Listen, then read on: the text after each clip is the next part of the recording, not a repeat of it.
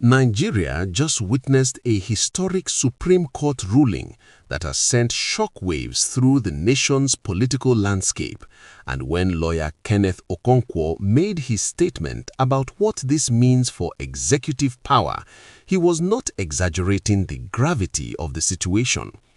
Just yesterday, on December 15, 2025, the Supreme Court delivered a judgment that has fundamentally changed our understanding of how much power the president wields over state governments, and the implications are staggering for every Nigerian citizen. What Kenneth Okonkwo is saying is that the president now has the constitutional backing to suspend all 36 state governors simultaneously and declare a nationwide state of emergency. And this is not just speculation or political rhetoric, but a direct interpretation of what the highest court in Nigeria has ruled.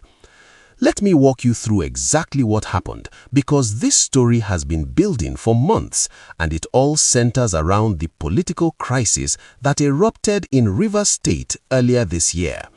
Back in March 2025, President Bola Tinubu declared a state of emergency in Rivers State, suspending Governors Siminalayi Fubara, his deputy Ngozi Odu, and all the members of the Rivers State House of Assembly for 6 months.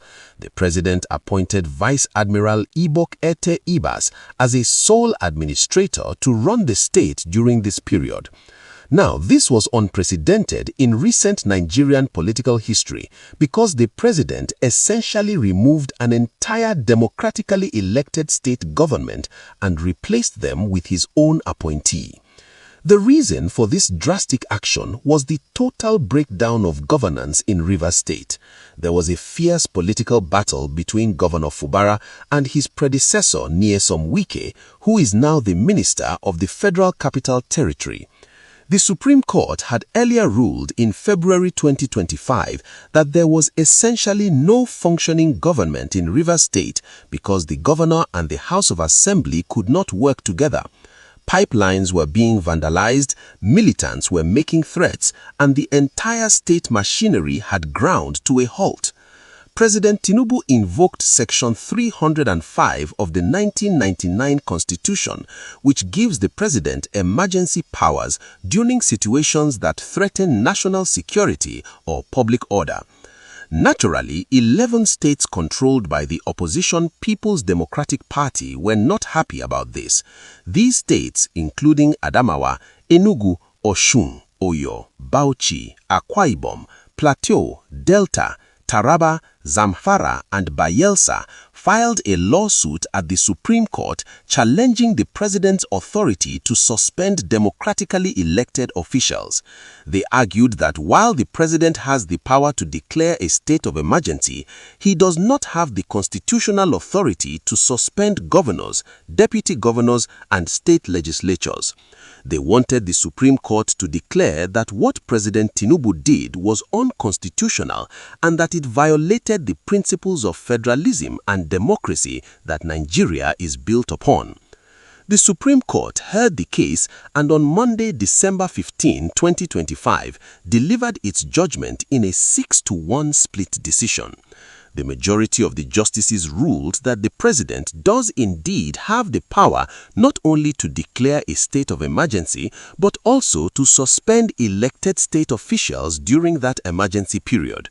Justice Mohammed Idris, who read the lead judgment, held that Section 305 of the Constitution gives the president broad discretion to implement extraordinary measures during an emergency to restore normalcy and prevent anarchy. The court said that while the Constitution does not explicitly spell out what these extraordinary measures can include, the president has the authority to determine what is necessary, and this includes suspending state officials. However, the court emphasized that any such suspension must be for a limited period and must be aimed at restoring order and democratic governance. If you are enjoying this breakdown and want to stay informed about crucial political developments like this that directly affect your rights and your state, hit that subscribe button right now so you never miss important updates that every Nigerian needs to know. This is the kind of information that helps you understand what is happening in your country and how the decisions made at the highest levels impact your daily life. Now, here is where Kenneth Okonkwo's alarm bell starts ringing. He is arguing that this Supreme Court judgment has essentially opened the door for the president to exercise enormous power over all the states in Nigeria. If the president can suspend one state's entire elected government, what is stopping him from doing the same thing to multiple states or even all 36 states at once if he claims there is a nationwide emergency? This is what Kenneth Okonkwo means when he says the president now has the constitutional backing to rule Nigeria with the military for a limited period.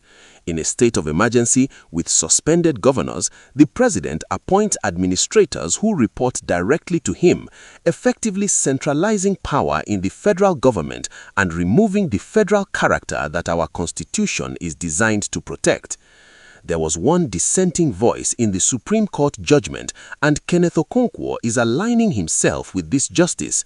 Justice Obande Ogbunya disagreed with the majority and held that while the president has the power to declare a state of emergency, he does not have the constitutional authority to suspend democratically elected officials. He maintained that there are already established procedures for dealing with erring governors, including impeachment by state assemblies, and that the president should not be able to bypass these democratic safeguards.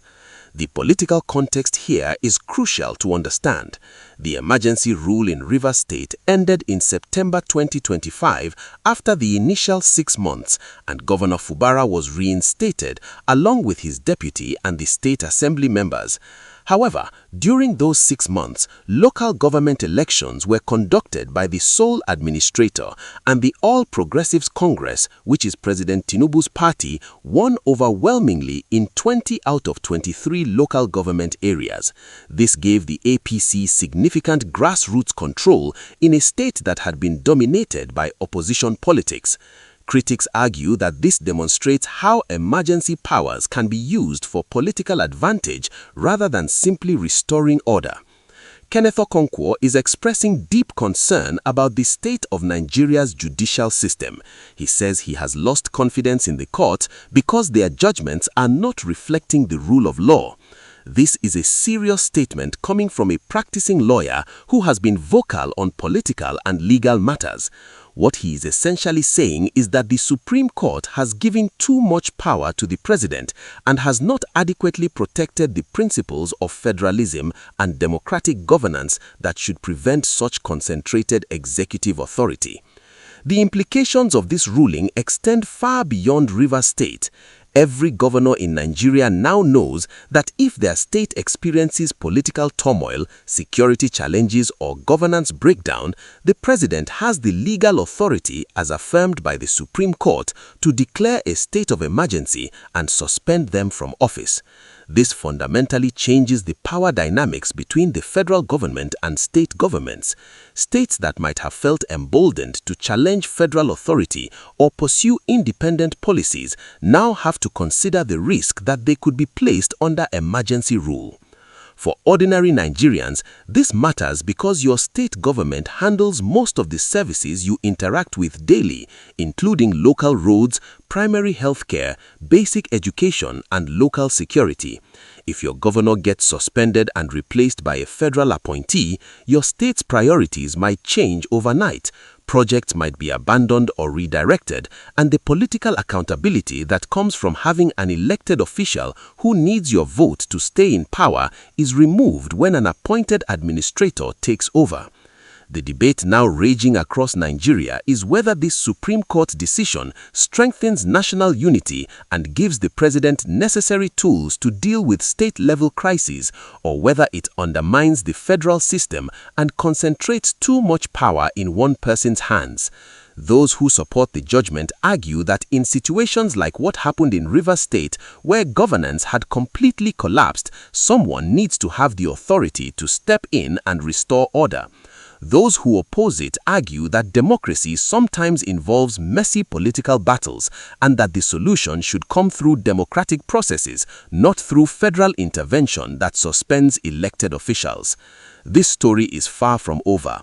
Legal scholars are still analyzing the full text of the judgment, politicians are calculating what this means for their own positions, and civil society groups are discussing whether there need to be constitutional amendments to clarify or restrict these emergency powers.